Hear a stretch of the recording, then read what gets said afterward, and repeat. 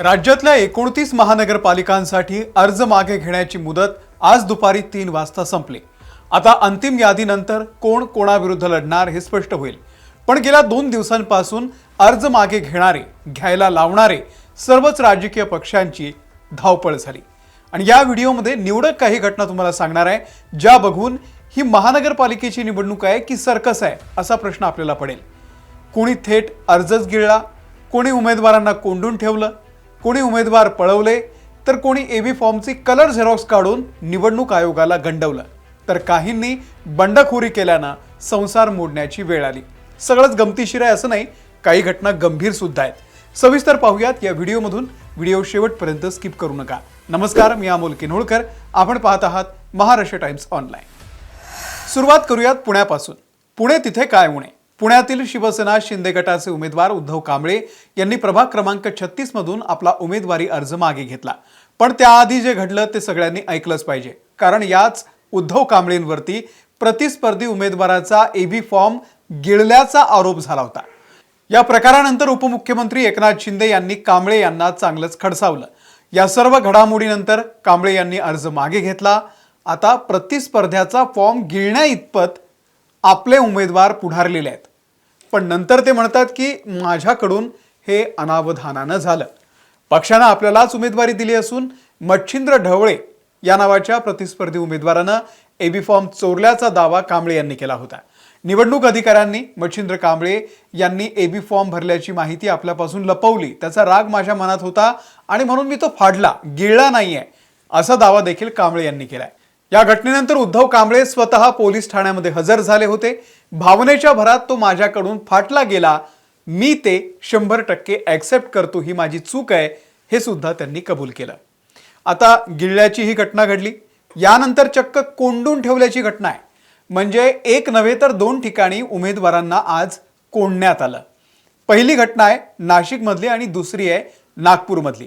सुरुवातीला नाशिकमध्ये काय झालं ते सांगतो। नाशिक महापालिकेमध्ये भाजपचे पदाधिकारी ज्ञानेश्वर काकड यांनी बंडखोरी करत अर्ज भरला। मात्र ज्ञानेश्वर काकड यांनी अर्ज मागे घेऊ नये म्हणून आता समर्थकांनीच त्यांना घरामध्ये कोंडलं। नुसतं कोंडलंच नाही तर बाहेरून मोठं कुलूप देखील लावलं। याला म्हणतात उमेदवारावरचं प्रेम। अपक्ष उमेदवारी अर्ज दाखल केल्यानंतर आज माघार घेऊ नये म्हणून कार्यकर्त्यांकडून त्यांना घरामध्ये साखळी कुलूप लावून कोंडून ठेवण्यात आलं। उमेदवारी अर्ज मागे घेण्याच्या शेवटच्या दिवशी हा सगळा प्रकार घडला। अर्ज मागे घ्यायचाच नाही अशी भूमिका या सगळ्या कार्यकर्त्यांची होती आणि सेम टू सेम अशीच घटना घडली नागपूरमध्ये। नागपूर महानगरपालिका निवडणुकीमध्ये उमेदवारी अर्ज मागे घेण्याच्या अखेरच्या दिवशीच उमेदवारानं आपला अर्ज मागे घेऊ नये म्हणून कार्यकर्त्यांनी थेट त्यांना घरामध्ये कोंडून ठेवलं। प्रभाग क्रमांक 13 ड मधील उमेदवार किसन गावंडे यांनी उमेदवारी अर्ज मागे घेण्यासाठी बाहेरच जाऊ नये म्हणून त्या परिसरातील नागरिक आणि समर्थक त्यांच्या घरी धडकले आणि त्यांनी बाहेरून घराला मोठं कुलूप लावलं। मिळालेल्या माहितीनुसार प्रभाग क्रमांक 13 ड मधून भाजपकडून किसन गावंडे आणि विजय होले या दोघांनाही एबी फॉर्म दिले होते। पण नंतर पक्षानं ठरवलं की किसन गावंडे यांना उमेदवारी अर्ज मागे घेण्याच्या त्यांनी सूचना दिल्या। पक्षाकडून अर्ज मागे घेण्याचा दबाव वाढताच गावंडे यांच्या समर्थकांमध्ये तीव्र नाराजी पसरली आणि त्यांनी अर्ज मागे घेऊ नये गावंडे यांनी म्हणून सकाळपासून त्यांच्या कार्यकर्त्यांनी त्यांना घरामध्ये कोंडून ठेवलं। पोलीस आले, भाजपचे नेते परिणय फुके आले, त्यांच्या मध्यस्थीनं त्यांची सुटका झाली आणि त्यानंतर त्यांनी आपला अर्ज मागे घेतला हे सुद्धा कळतंय। आता या झाल्या घटना आणि आता एका अशा भाजप कार्यकर्त्याची बातमी आहे ज्यांनी आपल्या पक्षासह निवडणूक आयोगाला देखील गंडवलं। मुंबईच्या प्रभाग क्रमांक 173 मधील शिल्पा केळुस्कर यांनी भाजपमधून उमेदवारी त्यांना पाहिजे होती, पण त्यांना पक्षाने संधी दिली नाही। त्यामुळे त्यांनी काय केलं, एबी फॉर्मची कलर झेरॉक्स काढली आणि उमेदवारी अर्ज दाखल केला। आणि त्याहून कहर म्हणजे आयोगानं हा अर्ज वैध ठरवला। शिल्पा केळुस्कर यांचा अर्ज वैध ठरताच त्यांचे पती दत्ता केळुस्कर नॉट रिचेबल झाले। त्यामुळे भाजपची मोठी गोची झाली। भाजप मुंबई अध्यक्ष अमित साटम यांनी निवडणूक आयोगाला कळवलं पत्र लिहून की शिल्पा केळुस्कर यांचा अर्ज हा कलर झेरॉक्स आहे, तो ॲक्सेप्ट करू नका। तरीही निवडणूक आयोगानं तोच अर्ज वैध ठरवला। आता हे ऐकून पुढे येणाऱ्या निवडणुकांमध्ये एबी फॉर्मच्या कलर झेरॉक्सचे झोल वाढू शकतात। एकीकडे बायकोच्या उमेदवारीसाठी नवरा कलर झेरॉक्स काढून उमेदवारीचा झोल करतोय, तर दुसरीकडे मात्र आपल्या पतीनं बंडखोरी करू नये म्हणून बंडखोर उमेदवाराच्या बायकोनं चक्क घर सोडलं. नागपूरच्या माजी महापौर अर्चना डेहनकर यांचे पती विनायक यांनी बंडखोरी करून भारतीय जनता पक्षाच्या उमेदवाराच्या विरोधात अपक्ष उमेदवारी अर्ज दाखल केला आणि त्यामुळे अर्चना यांनी पतीचं घर सोडून आपल्या भावाच्या घरी मुक्काम हलवला. नवऱ्यानं पक्षाच्या विरोधामध्ये भूमिका घेणं आपल्याला आवडलं नाही म्हणून नवऱ्यापासून दूर राहत असल्याचं त्यांनी म्हटलेलं आहे. नागपूरच्या माजी महापौर अर्चना डेहनकर म्हणाल्या की मी पती विनायक यांना समजावण्याचा खूप प्रयत्न केला की तुम्ही अपक्ष फॉर्म भरू नका, पण त्यांनी ऐकलंच नाही. त्यांनी अर्ज केलाय. त्यामुळे माझा निर्णय हा होता की आपण पक्षासोबत राहिले पाहिजे आणि म्हणून त्यांनी घर सोडण्याचा निर्णय घेतलाय. अर्चना डेहनकर या 1997 ते 2007 या काळामध्ये नागपूरमध्ये नगरसेविका होत्या. 2009 मध्ये त्यांच्याकडे नागपूरच्या महापौर पदाचा कार्यभारही सोपवण्यात आला होता. त्यांनी भारतीय जनता पक्षाच्या महाराष्ट्र महिला मोर्चाचं अध्यक्षपद देखील भूषवलेलं आहे. यानंतरची बातमी आहे जी खरं तर खूप धक्कादायक आहे. बातमी आहे अहिल्यानगरमधून.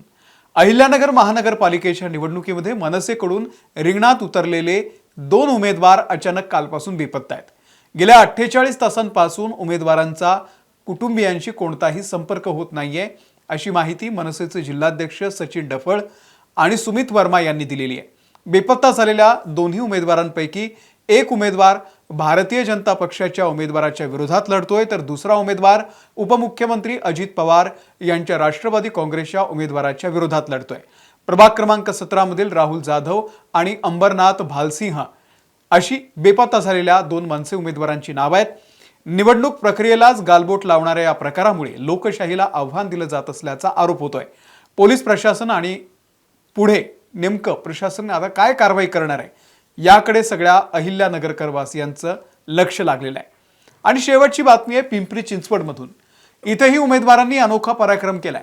पिंपरी चिंचवड महानगरपालिका निवडणुकीमध्ये प्रभाग क्रमांक 20B आणि 20A या जागांवरती विचित्र कोंडी झाली. काय झालं की नीलम म्हात्रे यांनी प्रभाग क्रमांक 20 मधील ब जागेसाठी शरद पवारांची राष्ट्रवादी आणि उद्धव ठाकरेंची शिवसेना दोन्ही पक्षांकडून एबी फॉर्म भरले आणि संदीप गायकवाड यांनी प्रभाग क्रमांक 30 मधील अ जागेसाठी शरद पवारांची राष्ट्रवादी आणि एकनाथ शिंदे यांच्या शिवसेनेकडून एबी फॉर्म घेतले. दोन्ही उमेदवारांनी एकाच पक्षाचे एबी फॉर्म जोडून उमेदवारी अर्ज दाखल करणं अपेक्षित होतं, पण नीलम म्हात्रे आणि संदीप गायकवाड या दोघांनीही दोन्ही एबी फॉर्म दाखल केले. निवडणूक आयोगाकडून करण्यात आलेल्या छाननीमध्ये हे दोन्ही अर्ज वैध ठरले. या दोघांकडे एका पक्षाचा एबी फॉर्म मागे घेण्याची संधी आज दुपारी 3 वाजेपर्यंत होती. त्यासाठी दोघांकडे वेळ होता, पण दोघांनी अर्ज मागे घेण्याची कोणतीही प्रक्रिया पूर्ण केलेली नाहीये. त्यामुळे अंतिम यादीमध्ये नेमकं काय घडेल ते पाहणं इंटरेस्टिंग असेल. तर या होत्या निवडणुकीतल्या हाय व्होल्टेज आणि डोकं चक्रावून टाकणाऱ्या बातम्या. या व्हिडिओमध्ये इथेच थांबतोय. धन्यवाद.